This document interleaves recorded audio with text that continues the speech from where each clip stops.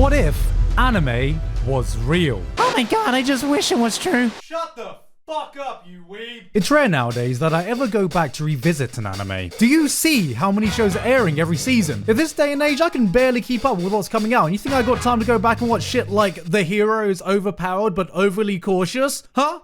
Who's still watching this? Who still thinks about this? We're all consuming so much media now that even if you enjoyed a show, even if you found something good in the moment, you can't always predict when something will actually stick with you because we move on so fast. But there is a show that's been living rent-free in my mind and refuses to leave even years after it's aired now. A show so unique, so batshit insane, it explored a premise I've never seen in anime before and since. A show that seemingly everyone around me has already stopped talking about and moved on from. So, wanting to know why I couldn't do the same, I tried seeing if it was actually as good as I thought it was, and deserving to stick on in my memory, and upon my rare second viewing, I realized I was wrong. It was so much better.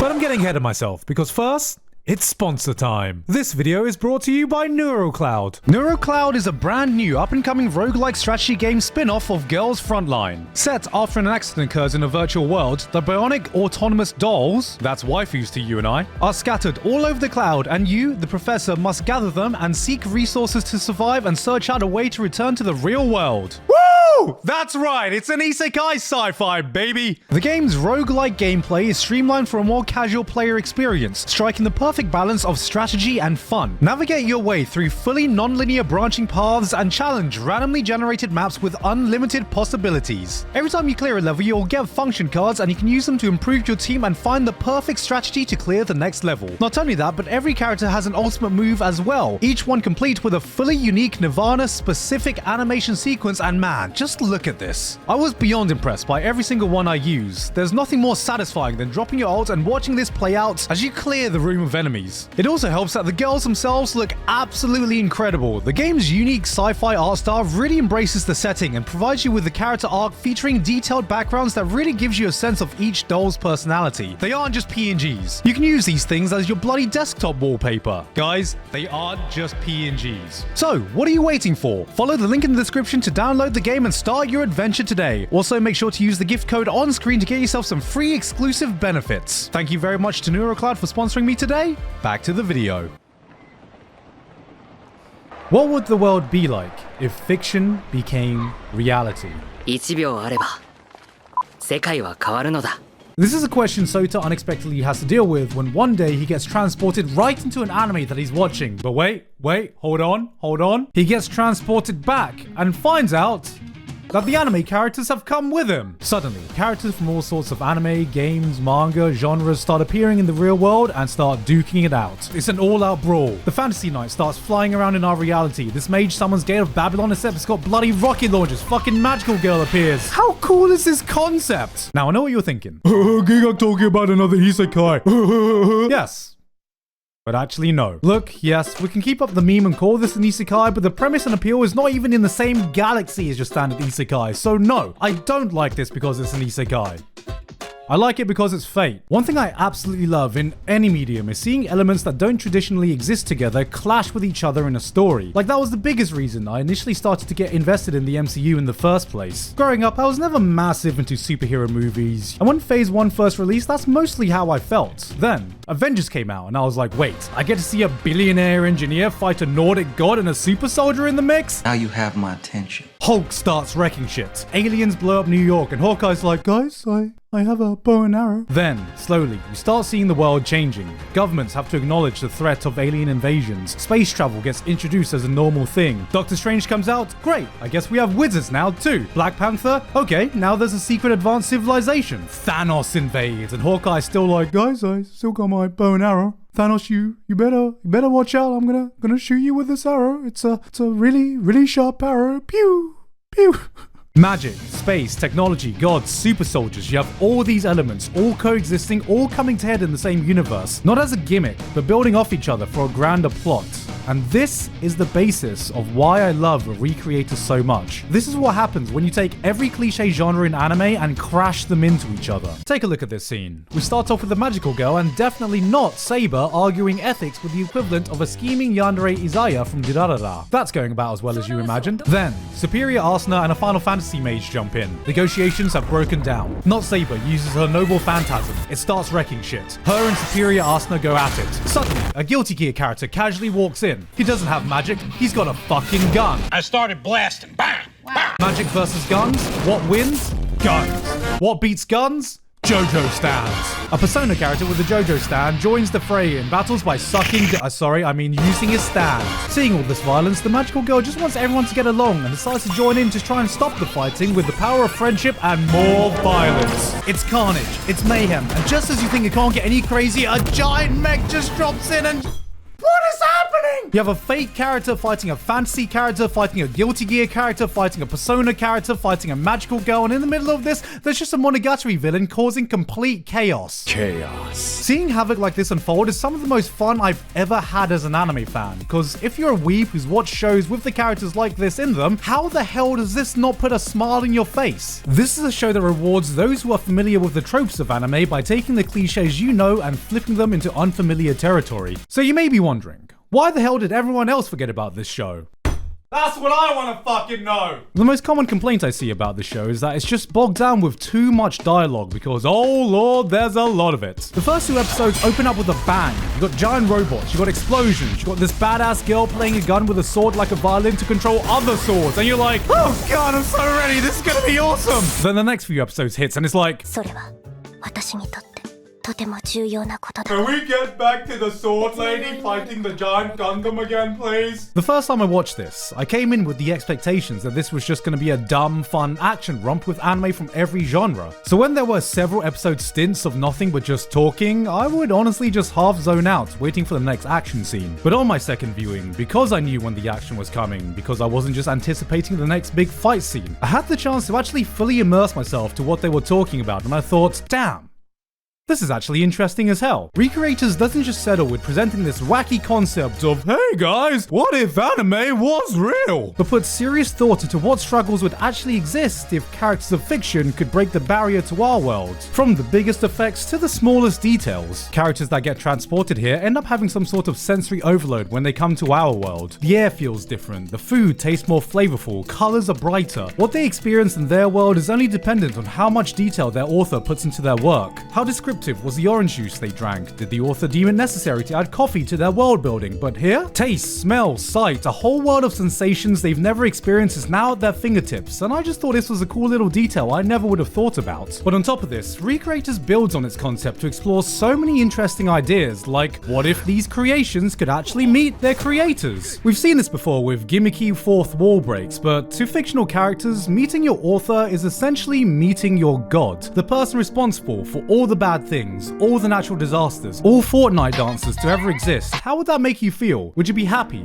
in awe, angry, knowing they allowed Sasuke to do this? How would you feel if your god didn't even care about their own story and only did it for money? How would you feel if your god was a pervert and you were only created as an object of sexual desire? How would you feel if you met your god only to find out they were a devil, knowing that you were a character in a tragedy? Seeing these creations cope with the fact that their god was not a god, but in fact so disappointingly mortal, and their entire lives were just stories played out for entertainment, was an aspect that added so many fascinating angles. Every creation shares a different dynamic with their creator. Some came to resent their creators, some formed a pseudo-parent-child bond, some just chose to ignore it and take a deep puff of some of that good copium. And this took the archetypes these characters were based on in so many interesting directions. Take Mamika, the magical girl. Right in episode 2, we find out magical girls are packing some heat. Her family-friendly magic starts fucking shit up. Buildings are erupting, there are explosions everywhere, she almost kills a guy. People are fucked. Then afterwards, she looks around and is like, oh my god, who did this? You did this! You caused all this collateral damage! What the fuck is collateral damage? She comes from a children's show where there is no violence and every problem is solved by the power of friendship. So when she finds out she can cause serious harm and not all conflicts can be solved by telling people to get along, she's just like, eh? This is a character that's completely out of her depth, but through these interactions, she starts to learn a new worldview, she changes her perspective, changes her approach, realizes the world is more complicated than it is in a children's cartoon, and eventually starts taking actions in a way her original archetype never would have, while still remaining the same core character of wanting to save the people around her. This is something that rings true for every creation we see in the show. Alistaria, a righteous fantasy knight understanding a world where justice isn't just black or white. Blitz, a character who has to come to terms that he was created for the sole purpose of suffering. Celestia, Kanaya, Yuya, Magane, character archetypes we recognize are forced into situations we would never usually see them in, and because of that they can slowly change into far more interesting characters than they ever would have got the chance to in their original stories. It's shit like this that had me hooked the entire run, where most shows would take this premise and go, anime characters in real life, duh. Recreator sits down and goes, okay, what if that one person was like this, or that character was like that? How would they react? How does that change the dynamic? And that spawns another idea, then another. The show is bursting with so many unique concepts that takes advantage of its insane premise. The action can be high-octane, turbo-fisto fun, but at the same time, it's a series that's not afraid to just sit down and spend some time chilling with the characters just struggling to live in the world. Does this make up for all the excessive dialogue? No. Even with all this interesting stuff, there's so much of what I like to call anime bullshittery. Characters will just pull a 5-minute exposition dump on why other people are being transported to the real world. How do we fix this? Why the world is coming to a fucking end. And I hate to do this, but girl, this is kinda on you. Half the time when the plot doesn't know where to go, our lovely mage Meteora will suddenly get a bright idea and be like, guys, I have a theory. Go on. That is a fascinating theory. Do you have any sources? My source is that I made it the fuck up. The show spends so much time and makes up so much bullshit trying to explain its own mechanics, and while some of it is cool, a lot of it really did not need to be that complicated. Recreators, looking at you, nobody gives a rat's ass of your PhD level of bullshit you used to explain why anime characters are here and why the world is coming to an end. If you needed to add stakes, you have an OP villain who hates the world. Just give a time limit before her power becomes fully active or some shit. Come on. Look, we're not here for this. もちろんその通り。私たちは今ま Shut で up, 通り。 bitch! We're here for this.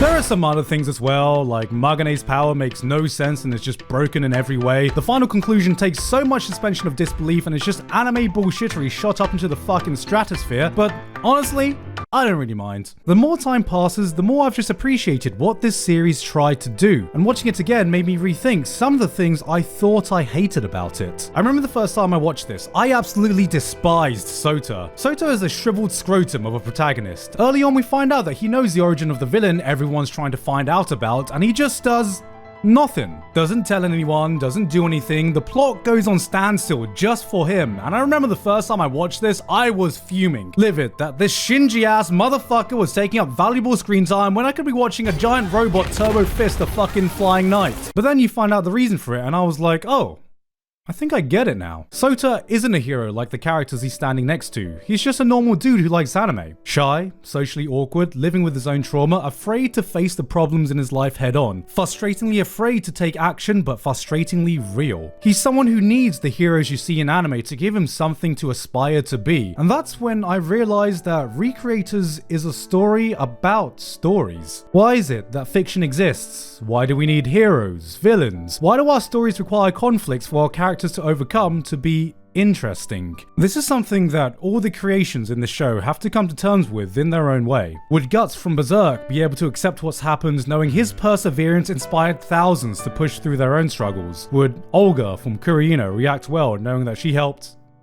Never mind. I love stories. I love stories so much I found a career talking about how much I love stories. And when I saw this series exploring the importance of fiction in our lives, I didn't just appreciate the very original way it went about it, but I also appreciated just how personal it felt to me.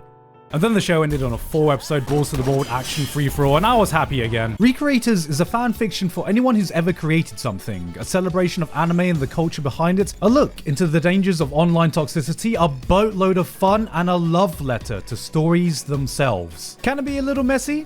Yeah. Is the dialogue a little bloated? Yeah. Is the pacing a bit off? Yeah, but now I've just come to value something that so specifically speaks to my tastes, even if the execution isn't perfect. A 7 or 8 out of 10 show that appeals to me is, in my opinion, more important than a perfectly crafted 10 out of 10 classic that doesn't. And that's why I'll always choose something like Tales of Arise over The Last of Us, Scott Pilgrim over The Godfather. Hell, it's why I'm so addicted to Genshin, even though I know I could clown on this game for fucking days. A show like this was never going to be super popular or go down as a critically acclaimed classic, but it's a series brimming with so many interesting ideas, so many original concepts, so many fun moments that never fail to put a smile on my face, and a core that speaks to my love of fiction. There is no other anime like Recreators, nothing else I can recommend to you. This was a batshit crazy idea for a show, and somehow someone was equally batshit crazy enough to approve it. Give me a choice of a popular, highly acclaimed anime like Jujutsu Kaisen or Recreators, and I choose Recreators every time.